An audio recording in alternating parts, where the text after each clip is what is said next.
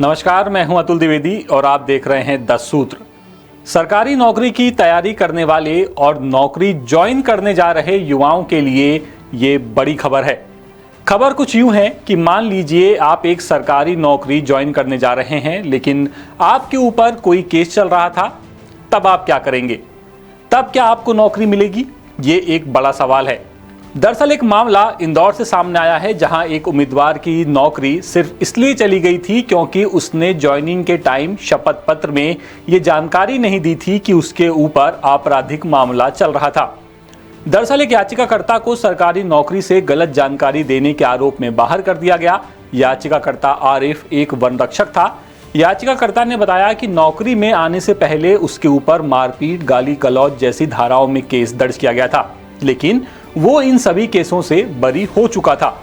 नौकरी ज्वाइन करने के टाइम उसके खिलाफ थाने में कोई भी केस दर्ज नहीं था।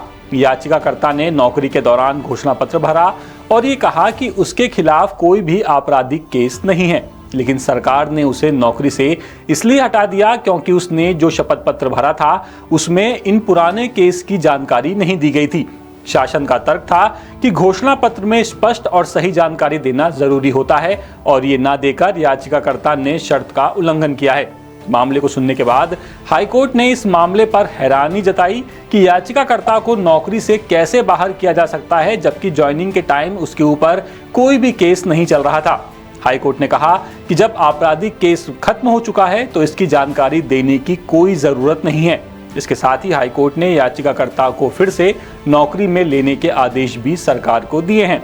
यानी हाईकोर्ट ने यह साफ कर दिया कि अगर पहले आपके ऊपर कोई केस चल रहा था और नौकरी ज्वाइन करने के टाइम आप पर वो केस खत्म हो चुका है, वो केस अब अस्तित्व में नहीं है, तो आपको इसकी जानकारी देना जरूरी नहीं है।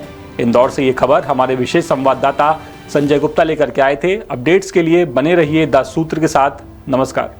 लेटेस्ट, इन्वेस्टिगेटिव और इन डेप्थ खबरें देखने के लिए ज्वाइन कीजिए 10 सूत्र का व्हाट्सएप चैनल, सब्सक्राइब कीजिए यूट्यूब चैनल, लाइक कीजिए फेसबुक पेज और पढ़ते रहिए वेबसाइट www.dasudr.com।